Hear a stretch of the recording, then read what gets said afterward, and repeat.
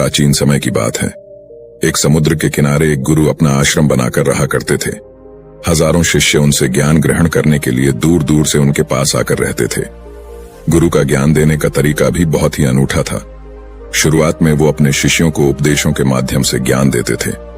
उसके बाद वो अपने शिष्यों को उस ज्ञान का अनुसरण करने के लिए कहते थे, उस ज्ञान को अपने व्यावहारिक जीवन में उतारने को कहते थे। एक बार उस आश्रम में एक सम्राट अपने बेटे को लेकर पहुंचा।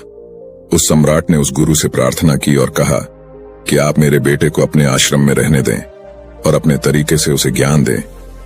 उसे इस आश्रम में बिल्कुल भी ऐसा नहीं लगना चाहिए कि वो किसी सम्राट का बेटा है। उसे बिल्कुल साधारण शिष्यों की तरह ही ज्ञान देने की कृपा करें। गुरु ने मुस्कुराते हुए कहा कि सम्राट ज्ञान इसी तरीके से लिया जा सकता है। अगर तुम अपने आप को दूसरों से महान समझोगे तो तुम ज्ञान ग्रहण नहीं कर पाओगे। अगर तुम्हें ज्ञान ग्रहण करना है तो तुम्हें दूसरों की तरह अपने आप को साधारण समझना होगा। यही ज्ञान ग्रहण करने की सबसे पहली सीढ़ी होती है। तुम निश्चिंत रहो, आज से तुम्हारे बेटे की जिम्मेदारी मेरे कंधों पर है। यह कहकर गुरु सम्राट के बेटे को अपने साथ लेकर समुद्र के किनारे टहलने के लिए निकल गए। आश्रम के बाकी सभी बच्चे उस सम्राट को देख रहे थे। सम्राट अपने बेटे को अपने रथ पर बिठाकर लाया था, जिससे सभी बच्चे समझ गए थे कि यह बच्चा सम्राट का बेटा है। इसी वजह से आश्रम के सभी बच्चे सम्राट के बेटे की तरफ आकर्षित हो गए थे। जब गुरु सम्राट के बेटे को लेकर समुद्र पर टहल रहे थे तो सम्राट का बेटा अचानक फूट फूट कर रोने लगा, क्योंकि अभी वो सिर्फ 12 वर्ष का था और 12 वर्ष की आयु में उसके पिता उसे अपने से दूर करके चले गए थे। ये सदमा वो बच्चा सहन नहीं कर पा रहा था। वो नहीं समझ पा रहा था कि उसके पिता उसकी भलाई के लिए उसे उस गुरु के पास करके गए हैं। उसे रोते हुए देखकर गुरु ने कहा कि बेटा, मैं तुम्हें चुप नहीं करूंगा। हो सकता है कि आज मैं तुम्हारे आंसू पोंछ दूं, लेकिन कल तुम फिर अपने आप को अकेला पाओगे। याद रखना, जीवन में इंसान अकेला आता है और अकेला ही जाता है। जितनी जल्दी जो इंसान इस बात को समझ लेता है, वो उतनी जल्दी आत्मज्ञान के रास्ते पर निकल जाता है। गुरु ने अपनी बात आगे बढ़ाते हुए कहा कि जो इंसान अकेला रहना सीख लेता है वही खुद से प्यार कर पाता है, और जो खुद से प्यार करना जानता है वो किसी के भी जाने का अफसोस नहीं करता, क्योंकि वो खुद से ही प्यार करता है। धीरे धीरे तुम आश्रम के माहौल में ढल जाओगे। शुरुआत में तुम्हें समस्या आ सकती है, लेकिन कुछ दिनों के बाद तुम इसे आत्मसात कर लोगे। उसके बाद तुम्हें यही जगह बहुत अच्छी लगने लगेंगी। ये जगह तुम्हें अपने महल जैसी लगने लगेंगी। संध्या हो चली थी। समुद्र के दूसरे छोर पर सूरज छिपने लगा था और अपनी लालिमा पूरे आसमान में बिखेर रहा था। बहुत ही सुंदर दृश्य था और गुरु शिष्य को अपने साथ लेकर आश्रम में वापस लौट आए। उस शिष्य को भी सांत्वना मिली, क्योंकि गुरु की आंखों में एक अभूतपूर्व शांति झलक रही थी। और जब हम किसी एकांतवासी गुरु की आंखों में वो शांति देख लेते हैं तो हमारे हृदय से भी सारा भार हट जाता है। मन एकदम निर्मल हो जाता है। जब सम्राट का बेटा रात्रि का भोजन करने के लिए भोजन कक्ष में पहुंचा तो आसपास के सभी शिष्य उसके पास आने लगे। उन सभी को पता था कि यह सम्राट का बेटा है और अगर हम इससे दोस्ती कर लेते हैं तो उससे हमारा बहुत फायदा होने वाला है। यही सोचकर आश्रम के ज्यादातर शिष्यों ने उसे घेर लिया था। बस कुछ बच्चे जो अकेले रहने का महत्व समझते थे, जो दिखावे में विश्वास नहीं करते थे, वो उस सम्राट के बेटे के पास जाने की बजाय अपना पूरा ध्यान खाने पर लगा रहे थे और एकांत में बैठकर अपना भोजन कर रहे थे। कुछ दिनों के बाद सम्राट के बेटे की आश्रम के ज्यादातर बच्चों के साथ दोस्ती हो गई। अब वो आश्रम में उन बच्चों के साथ घूमता, उन्हीं के साथ अपना ज्यादातर समय बिताता। आखिरकार वह सम्राट का बेटा था। सुख सुविधाओं में पला हुआ था। आसपास बहुत से दास और दासियां होते थे। आसपास अपने मित्रों से घिरे होना, वही दिनचर्या उसने इस आश्रम में भी अपना ली थी। ऐसा नहीं था कि गुरु को यह सब पता नहीं था, पर गुरु उसे अलग तरीके से ध्यान देना चाहते थे। बच्चों को ज्ञान आप उपदेश देकर नहीं दे सकते, उन्हें साक्षात्कार कराना होता है। उसके बाद उन्हें वो बात समझ आती है जो आप समझाना चाहते हैं। गुरु को ये बात पता थी कि अगर मैं इसे बोलकर बताऊंगा तो ये कभी समझ नहीं पाएगा।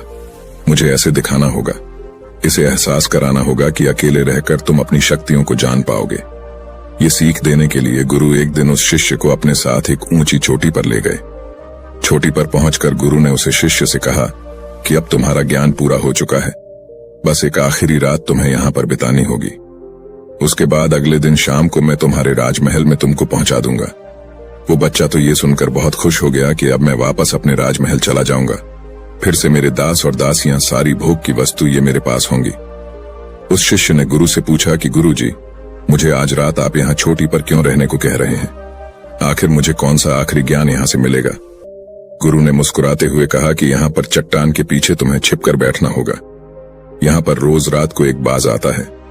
बाज को देखना है, बहुत गौर से देखना है, हर गतिविधि देखनी है, और उस बाज को देखने के बाद अगले दिन अगर तुम उस बाज की खूबियां मुझे बता पाए तो मैं तुम्हें तुम्हारे राजमहल वापस भिजवा दूंगा।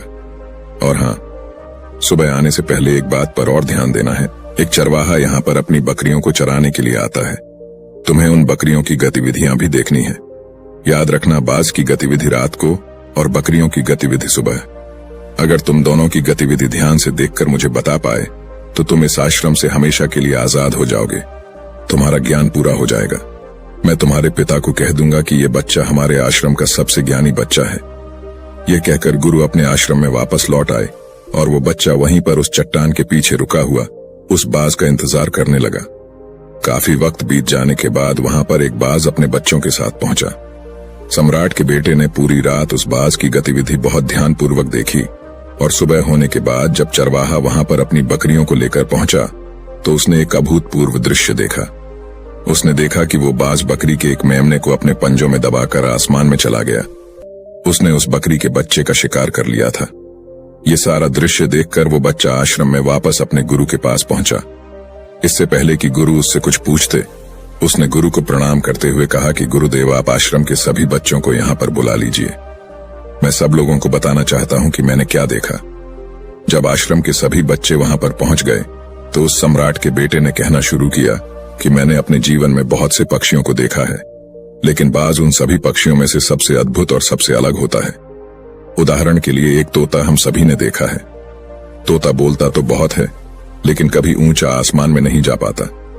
लेकिन एक बाज जो कि हर समय शांत रहता है, वो आकाश को भी छू सकता है।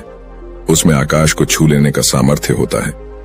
जब भी एक बाज अपने शिकार को निश्चित कर लेता है तो वह उसी शिकार पर अपनी नजरें लगाए रहता है, चाहे वो कितनी भी ऊंचाई पर क्यों ना हो, चाहे कितना भी खतरनाक तूफान क्यों ना आ जाए, लेकिन उसकी नजर हमेशा अपने लक्ष्य पर स्थिर रहती है। आज सुबह जिस बाज को मैंने देखा, उसने हर बकरी को अपना शिकार नहीं बनाया, बल्कि उस बकरी के झुंड में से उसने उस बकरी के मेमने को अपना शिकार बनाया। पहली बात, उस बाज की तरह हमें भी अपना ध्यान अपने एक ही लक्ष्य पर स्थिर रखना चाहिए, चाहे कितनी भी रुकावट क्यों ना आए।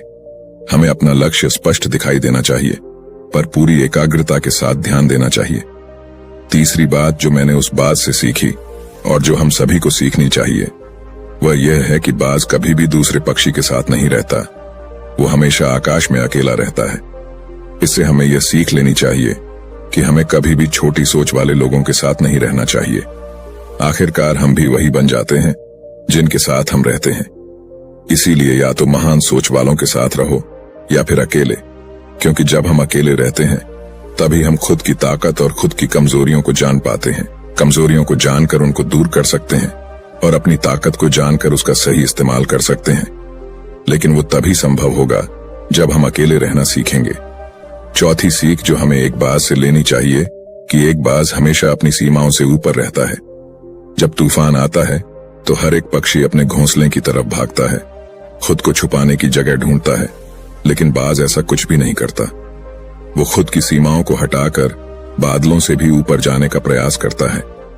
हवाएं उसे धक्का मारती है, पंख उसके भारी हो जाते हैं, पानी और धूल की वजह से कुछ दिखाई नहीं देता, लेकिन वो फिर भी आसमान की तरफ जाता रहता है और अंततः बादलों से भी ऊपर निकल जाता है और वहां तब तक ऊपर जाता रहता है जब तक मौसम ठीक नहीं हो जाता। अपनी सीमाओं को सिर्फ इसलिए हटा पाता है क्योंकि वो समस्या के आने पर उससे घबराता नहीं है, उसे डर कर बचने का प्रयास नहीं करता, बल्कि एक सकारात्मक नजरिए के साथ उसका सामना करता है। जीवन में चाहे कितनी भी रुकावटें क्यों ना आए, हमें उन रुकावटों को हराना चाहिए, न कि उनसे डरकर कहीं छुप कर बैठना चाहिए। बहादुर तो वो लोग होते हैं जो तूफानों से टकरा जाते हैं, कायर तो अपने घर में, अपने घोंसले में, अपनी जगह में आराम से बैठ जाते हैं। पांचवी बात जो हमें एक बाज से सीखनी चाहिए कि बाज कभी भी अपने घोंसले में घास के कोमल तिनके नहीं रखता। जो तिनके कोमल होते जाते हैं वो उन्हें निकालकर फेंकता रहता है। उसी तरह चाहे कितनी भी आरामदायक जिंदगी आपको मिली हो, लेकिन उस आराम से ऊपर उठकर अपने आलस्य को हटाकर जीवन में मेहनत करते रहना चाहिए। जीवन में पसीना बहाना चाहिए, शारीरिक मेहनत करनी चाहिए। अपने घोंसले से कोमल तिनके उठाकर फेंक दो और आज ही अपने आलस्य को हटाकर निकलो। हर दिन अपने आप को चुनौतियां दो, हर दिन मुश्किलों का सामना करो, क्योंकि वही मुश्किलें तुम्हें मजबूत बनाएंगी। जंगल के राजा शेर को भी झुंड बनाकर शिकार करते हुए देखा जा सकता है, लेकिन बाज हमेशा अकेला शिकार करता है, क्योंकि वो जानता है कि झुंड में रहना हौसला तो देती है मगर साहस छीन लेती है। आदमी को हमेशा अकेले ही आगे जाना होता है। यही कारण होता है कि वो जल, थल और नभ सभी जगहों पर अपने शिकार का परचम लहरा सकता है। बाज की उम्र लगभग 70 साल की होती है, लेकिन 40 साल में ही उसका शरीर पुराना हो जाता है। नाखून उसके पैरों में धंसने लगते हैं, पंख उसके शरीर में चिपक जाते हैं, उसकी चोंच खराब हो जाती है, उसका शरीर भारी हो जाता है। ऐसी स्थिति में शिकार करना तो क्या, जीने की भी हालत नहीं रहती उसकी। ऐसे में उसके पास सिर्फ 2 विकल्प होते हैं। पहला, या तो वह खुद की इस अवस्था को स्वीकार कर लें और भूखा प्यासा मर जाए, किसी दूसरे जानवर का शिकार बन जाए, और दूसरा विकल्प यह होता है कि वो 6 महीने एक बहुत ही दर्दनाक प्रक्रिया से गुजरे और खुद को फिर से पहले जैसा मजबूत बना लें। लेकिन बाज दूसरा विकल्प चुनता है। इसके लिए वो खुद को एक बहुत ही ऊंचे चोटी पर ले जाता है, जहां वह पहले अपने सारे पंख खींच खींच कर निकालता है और फिर चट्टान पर पैर मार मार कर अपने पंजे कुतर देता है। उसके बाद उसी चट्टान पर अपनी चोंच को पटक पटक कर पुराना हिस्सा निकाल देता है और इस लहूलुहान अवस्था में खुद को दूसरे जानवरों से छुपाता फिरता है। अगले 6 महीने तक वो इसी दर्दनाक प्रक्रिया से गुजरता है और इंतजार करता है नए चोंच, नए पंखों का। तब फिर वो अपनी नई जिंदगी शुरू करता है और निकल जाता है अपने शिकार पर और अगले 30 सालों तक फिर से राज करता है। इसीलिए समय आने पर हमें भी अपनी पुरानी आदतों को त्यागना होता है और कुछ नया सीखना होता है। समय के साथ बदलना होता है, अपने आप को तैयार करना है, वरना हमारा भी शिकार हो सकता है, हम भी पीछे रह सकते हैं। इसके बाद सम्राट के बेटे ने बकरी की विशेषता बताते हुए कहा कि बकरी हमेशा झुंड में चलती है। उन्हें झुंड में एक साथ चलने से हिम्मत मिलती है, लेकिन जैसे ही उन पर शिकार होता है वैसे ही वो बकरियां तितर बितर हो जाती। उस पूरी बकरियों में से एक भी बकरी अपने साथी की मदद करने के लिए वापस नहीं लौटती। इससे हमें यह सीख मिलती है कि हमारे साथ कितने भी लोग हो, किसी पर भी यकीन नहीं करना। यकीन करना तो खुद पर करना, क्योंकि बुरा समय आने पर वो बकरी तितर बितर हो जाएगी, आपको पता ही नहीं चल पाएगा।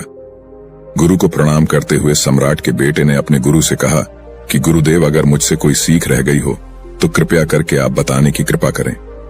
गुरु ने सभी बच्चों को संबोधित करते हुए कहा कि ये सभी बातें जो अभी इस बच्चे ने बताई हैं सब सही है, लेकिन ये सारी खूबियां आप लोगों में तभी पैदा हो पाएगी जब आप अकेले रहने का अभ्यास करेंगे। आपने देखा होगा कि बाज कभी भी किसी दूसरे पक्षी के साथ नहीं रहता, ना ही किसी के साथ अपनी दोस्ती बनाता।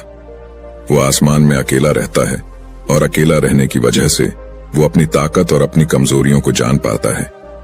इसके बाद गुरु ने अपनी बात खत्म करते हुए कहा कि मैं आज रात इस सम्राट के बेटे को इसके राजमहल में पहुंचाने के लिए जा रहा हूं, क्योंकि इसकी सीख यहां पर पूरी हो गई है।